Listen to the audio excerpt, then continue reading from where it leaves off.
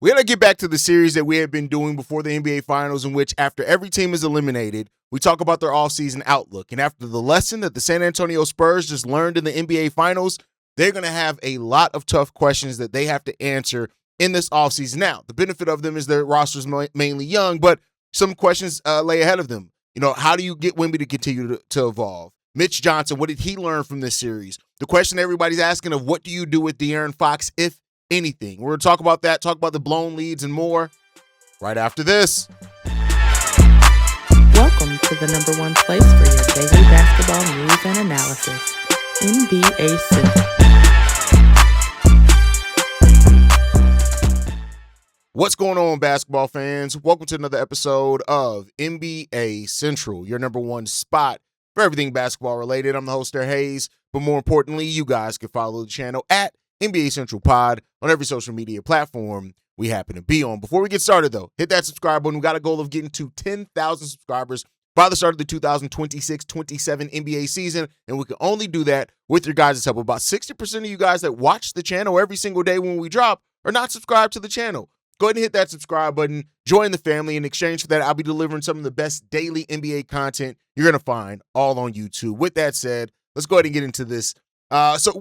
Just talking about the Spurs today, I think, you know, the way that the finals went for the Spurs, like, of course, winning Game 7 against the OKC Thunder, what they did this season is already them being ahead of schedule. And I don't want to be clear that the Spurs are ahead of schedule when you look at where Wemby is. The fact that I say this, Wemby has no bag yet. He has no go-to spots yet. And the fact that they were able to get to this point, that Wemby was able to help push them to this point, but then they still got questions, right?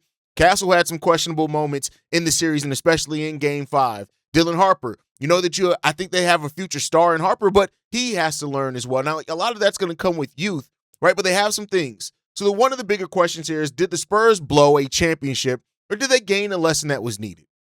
I think that this was still a very successful season for the San Antonio Spurs. They are ahead of a schedule. They reached the finals further than people thought that they would. And I mean, earlier than where they thought they would. You have Wemby, you have Castle, you have Harper. All this playoff experience that they got is priceless. You cannot put a price or value on what gaining actual experience like this is in the postseason. And for a lot of teams, you have to fail before you can succeed. And getting all the way to the NBA Finals and failing in the way that you did, if you are a dog and you have this star mentality and this potential, it's going to wake you up, right? Young teams typically have to lose and do so painfully before they can really learn how to win at that stage on that level. The Knicks were just a more seasoned team. They were more composed when it came down to it. Even despite some of the big leads the Spurs got into in the first half of the game, they just kept going with their championship journey. They had a more experienced head coach as well. And now I think that the Spurs, what they gained from this is knowing exactly what championship pressure really feels like for a team. And you got to take that away from it. But the same thing, the counter argument to that is that it's still you missed an opportunity, right? Like you missed a golden opportunity. You went down 0-2 at home to start a series. And that already was something that was just so big to hit, right? You led by double digits in every finals game and still lost the finals 4-1, right? A 29-point collapse in Game 4 is not just growing pains. That's a warning sign. That's a failure, right? Wemby, of course, we know that Wemby's still growing and stuff like that, right? And at the end of the day, like, you know, it's a loaded Western Conference. You don't know if you're going to, like, yeah, this Spurs team is very young and talented, but there's been some other teams that have been young, not this talented, but that thought, hey, you know, we're going to get here again, and they never got here again between injuries or anything else. It's not maybe not just talent, right? There's so much that needs to go right in an NBA season for you to be able to get to the point of reaching the finals. And you just never know what's going to happen, right? So that's what it comes down to. Championship windows can open and close very quickly, and especially with the new apron rules, keeping your talent out. Luckily, the Spurs have a little while before they really have to worry about that. But losing is one thing. The way that the Spurs lost, the fact that they led for more in this series than not, and late game mistakes and the inability to close is really what doomed them. I think in this case, both things can be true. The Spurs had a great season, right? But they also let an opportunity slip through their fingers by their own lack of execution and some coaching concerns. And the question is that how do you treat this season? Do you treat it like a lesson or do you treat it like a warning? And that's what the front office has to ask themselves and what they do going forward, right? So the next question is, did the Knicks expose Wemby and the Spurs late game offense, or is this something that the Spurs are just going to grow through? Like, let's talk about the flip side of this. The one side, yes, the Spurs got exposed. San Antonio's second half offense fell apart throughout this entire series. That, again, it'd be different if it was only a couple of games. If it was one game, it was every game of this series. The second half offense fell apart. The Knicks packed the paint. They crowded the ball handlers. They forced the Spurs into just stagnant possessions where they just didn't get anything out of too many possessions in a row. And while Wemby had those dominant flashes for sure, right, you saw him visibly get worn down across games. And so that's something that teams are going to try to explore next season. He's going to see that be attacked right there. The Spurs also fell in love too much with isolation basketball. They rushed threes at time as well when the pressure mounted. And that could come via just being a young team. That could be what that is. But their young guards struggled against New York, and they took away easy possessions, and that's just the reality of it. But I'll say this. The counterpoint to this is that this is part of young team and the development that they go through. If they would have went through this in the conference finals, would have hurt a little bit less, maybe, right? But at the same time, like, you need this wake-up call. Wemby still posted and had monster moments, superstar moments, and you can't take that away from him. And he still showed that he can be the best player in the world. He has the potential to be that.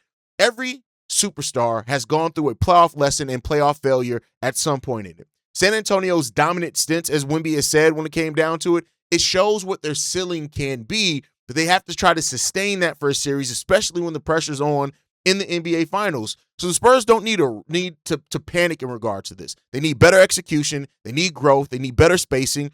And I think that's what it comes down to. The finals moment could be the wake-up call. Like, as much as the Spurs are ahead of schedule, now let's say that they take this lesson that they learned in the finals and they come back 100% better. So, we'll see what happens in regards to that one.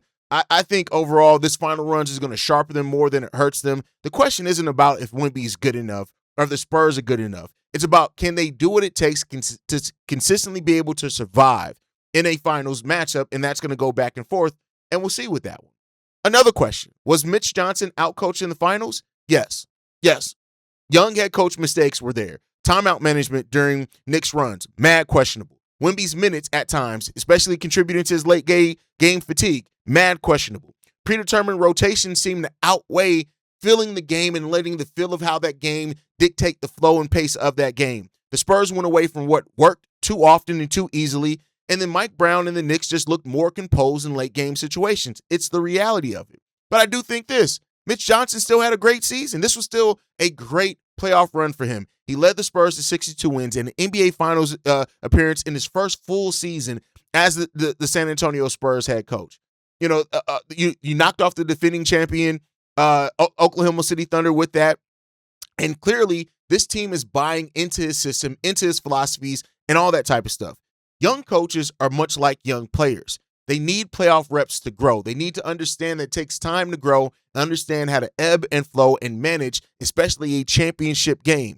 This experience, much like the players and making them better players, could make Mitch Johnson a better coach in the long run. Mitch Johnson deserves credit for getting him there. And once they got there, the final showed the difference between having a great season and managing a championship series, and how well and the lessons he learns from this is going to be hugely important in how he grows as a coach as well. And then the next question for the Spurs, do they have a De'Aaron Fox problem? Now, I'm going to talk about this on both sides like we do everything here. The argument for yes, that De'Aaron Fox is not a long-term fit here in San Antonio.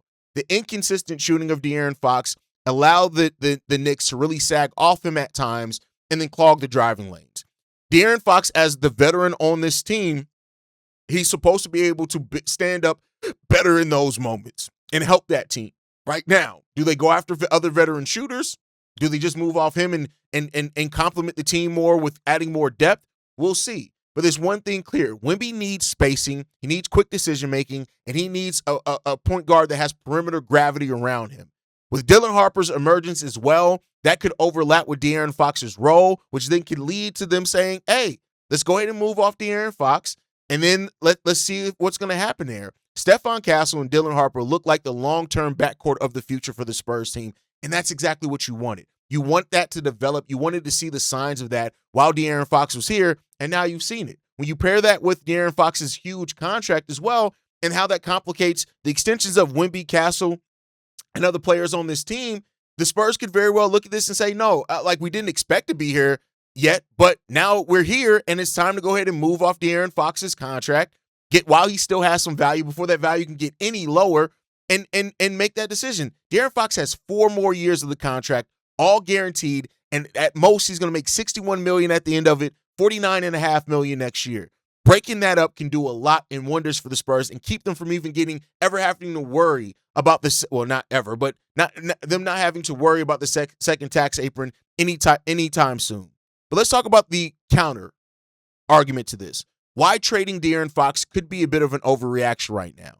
De'Aaron Fox is still a near all-star level guard. He's an elite downhill creator. And I think when you look at it, you don't make the finals. You don't make it as far as the Spurs did, even without De'Aaron Fox's regular season impact on this team. Like we talked about with Chet, one bad series does not all of a sudden erase the value that you bring to a team. It just doesn't, right? Young players benefit from having veteran creators around them. That's just the reality of it. So trading Fox too soon could weaken you more than it helps strengthen you. You just got to be damn sure about it, right? This is one of the hardest questions for the San Antonio Spurs this offseason. The De'Aaron Fox, is he part of the solution, or is he an expensive piece that keeps this roster from becoming its best version of itself while you have Wemby? That is a tough question that they have to ask, and they got to find that one, right?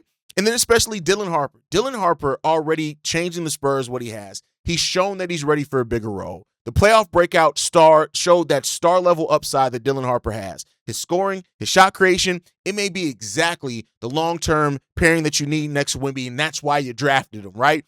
He looks too talented to remain in a long-term bench role, and that's a part that plays in this as well. His rise, paired with where Fox is and the contract, it makes things more complicated, and that's where you have to ask your decision. But at the same time, you don't have to rush the process right now. You're not in a position that right now you need to make that decision, right?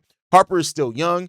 He's coming off one playoff run. It doesn't prove everything in one playoff run. I know fans, we like to get knee-jerky about one runs and things like that, but teams just have to take it a little bit, have to be smarter about that and be a little bit more patient at times. You can stagger Fox, Castle, and Harper and get creative with your lineups, and that goes to Mitch Johnson to be able to do that if they decide to keep De'Aaron Fox on this team for another season. Harper's breakout is a blessing for this team. Make no mistake about it, but it also creates pressure on this team. And so when a young guard already shows that he's this special like Harper has done, you have to ask yourself, are you taking responsibility, touches, and minutes from him that he's ready for and that he needs to grow? So that brings us to the last part of it. What do the Spurs do this offseason, right? Here's the thing. Do they need to be aggressive right now? Wemby's title window is officially open. The San Antonio Spurs have cap space, they have draft picks, they have young assets. What they need, more shooting, they need front court depth, they need playoff-ready role players as well. And I think the West is only going to get harder. The OKC Thunder is still there. The Houston Rockets are still there. The Denver Nuggets, Minnesota Timberwolves, these are teams that are also looking to improve this offseason. If you wait too long to be aggressive, you can waste a year because other teams around you are going to be improving while you could be staying the same, even though you're betting on youth and internal development, which I think is going to be big there as well, right? So but there's also a case to stay patient. The Spurs are ahead of schedule. They're not behind. They have tons of young players that are still growing and developing and still scratch. Like I just said, Wemby doesn't even have spots or his full bag yet, right? Overreacting to a finals loss can end up damaging the long-term stability that you're trying to build here. I do think historically the San Antonio Spurs have been a franchise that have practiced patience and have prioritized internal development. So I do think the wrong type of upside trade or anything like that, it could hurt them. The Spurs do not need to panic right now, but they also can't wait to do some things and improve this team because your window is now officially open. And so when you look at the situation for the San Antonio Spurs, right, they said with $52 million beneath the first tax apron, $65 million beneath the second tax apron, even though they are over the salary cap of $64 million, but they still have space to get some things done that they need to get done. I think they're going to have their full mid-level exception to do. They have draft picks that they can move off of. They have all these type of things that are ahead of them that they can use to try to make those decisions and make and push this team forward so that they're better next year. I think that you need to find a kind of tough 4 next to Wemby, one that can play 4 or 5, I think is what you need to do. Finding a reserve, even a stretch floor, physical rim runner as well to complement Wemby has to be part of the answer there. Also more consistent shooting. If you find that for the San Antonio Spurs, I think that they could be here. Now, they can also use De'Aaron Fox's contract to land another star if they decide to do that. That may not be the best and most patient move, but it could be a realistic one for them as well.